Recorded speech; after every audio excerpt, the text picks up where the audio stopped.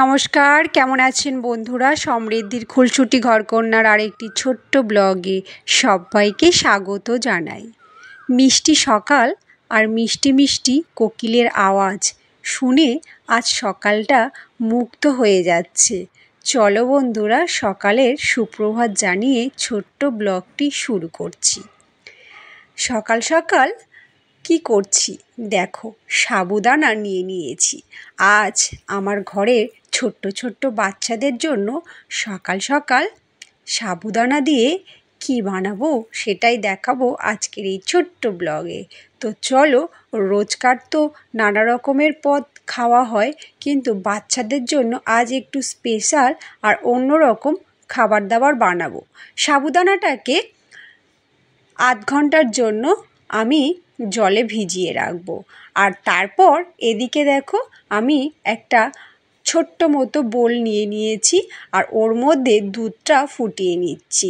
আর দুধটা ভালো করে ফোটানো হয়ে গেলে আমি সাবুদানাটা কতটা ভিজেছে সেটাই দেখব।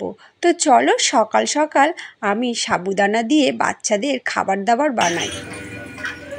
উলি বাবা, আমার মাম্মামের রোবট কেমন হাঁটছে দেখো। ওই দেখো, দুষ্টু মাম্মানটা আসছে। গুজি গুজি গুজি গুজি বাবা, মাম্মাম কি খুশি দেখো।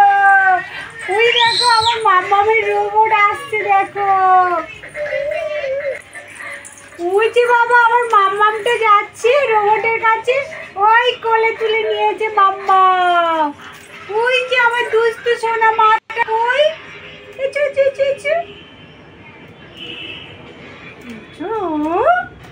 সোনা মাটা এসো। ওলে বাবা, ওটা কার রোবট? কত খুশি হয়েছে মাম্মাম। রোবট চলছে না। মাম্মাম তো সকাল সকাল কি খুশি হয়ে গেল, একটা রোবট নিয়ে কত খেলা করছে। আর আমি সাবুদানাটাকে ভিজিয়ে রেখেছিলাম আর ভালো মতো ভিজেও গিয়েছে। আর সাথে আমি কিছুটা কাজু বাদাম আর কাঠবাদাম নিয়ে নিয়েছি আর 5 মিনিটের জন্য জলে ভিজিয়ে রেখেছি। তারপরে ভালো করে ওই বাদামগুলোকে ধুয়ে নিয়ে নেব। আর সাথে একটু খেজুর অ্যাড করেছি।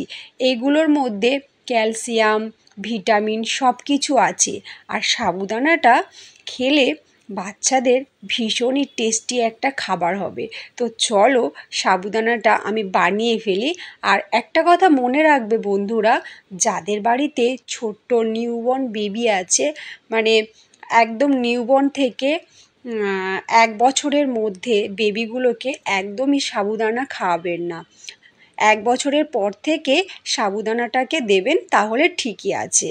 তো চলো, আমার ঘরের বেবিরা, একটা ছোট্ট বেবি আর একটা বড় বেবি আছে। তো ছোট্ট বেবির বয়স 2 বছর ছুঁই ছুঁই আর বড় বেবির বয়স 9 বছর।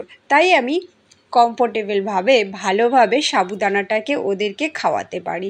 তো চলো, আমি এখানে মিছরি নিয়ে নিয়েছি, 2টো এলাচ, আর এখানে খেজুরগুলোকে ছোট্ট ছোট্ট টুকরো করে নিয়েছি। তো চলো, এই দেখো, আমি এটা দিয়ে এলাচটাকে একটু থেতো করে নেব। তো চলো, এলাচটাকে আমি একটু থেতো করে নিই। ভালো করে থেতো করে নিয়েছি। আর মিছরি দিয়ে সাবুদানা বানালে খুবই ভালো, কারণ চিনির মিষ্টিটা বাচ্চাদের না খাওয়ানোই উচিত। চিনি, বাতাসা এটা অ্যাভয়েড করে যদি তাল মিছরি বা এমনি মিছরি দেওয়া যায়, তাহলে কি বলো তো, বাচ্চাদের শরীর স্বাস্থ্যটা ঠিক থাকে। তো আমি তো বেশি মিছরি ইউজ করি বাচ্চাদের কোনো খাবার বানানোর জন্য। তো দেখো, দুধ সাবুর পায়েসটা বানিয়ে ফেলেছি। আর বাদামগুলো ঘিয়ে একটু ভেজে রেখেছিলাম, সেগুলো অ্যাড করে দিয়েছি। আর আমার সাবুদানার কি পায়েস বানানো হয়ে গেছে সকাল সকাল। আর সঙ্গীত আর সমৃদ্ধি খাওয়ার জন্য প্রস্তুতও হয়ে গেছে। তো চলো, আজ মিষ্টি সকালে একটু মিষ্টি দিয়ে অন্য রকম খাবার বানিয়ে ফেললাম।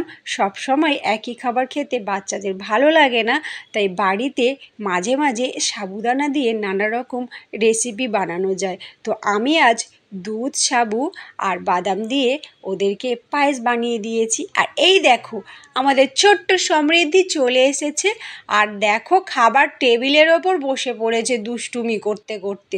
আর এদিকে আমার খাবার যে এখানে রাখা আছে আমি তো বুঝতে পারিনি, আর হাতে করে নিয়ে নিয়েছি, ওই দেখো অমনি ঠেলে দিয়ে দিল। দেখলে বন্ধুরা কি দুষ্টুমি। আর এই দিকে আমার ছেলে খাওয়ার জন্য তো প্রস্তুত হয়ে গেছে। সাবুদানার পায়েসটা কেমন হবে ও তো খুব এক্সাইটমেন্ট হয়ে আছে। তো চলো আমার বাড়ির বাচ্চাগুলোকে আমি সাবুদানার পায়েস বানিয়ে খেতে দিয়েছি। আর সঙ্গীত তো বুঝতেই পারেনি ওটা গরম ছিল, তাই পট করে খেয়ে নিতে গিয়ে জিভটা মনে হয় পুড়েই গেল। তো সঙ্গীত বলল, মা খুব টেস্টি হয়েছে কিন্তু খুব গরম। হ্যাঁ, তো আমি আর ছেলে তো খেয়ে নেবে গুড বয়ের মতো, কিন্তু মাম্মামকে খাওয়াতে গেলে আমি নাজেহাল হয়ে পড়ি প্রত্যেক দিনই। দেখলে তো সাবুদানাগুলোকে কিভাবে ঠেলে দূরে সরিয়ে দিল।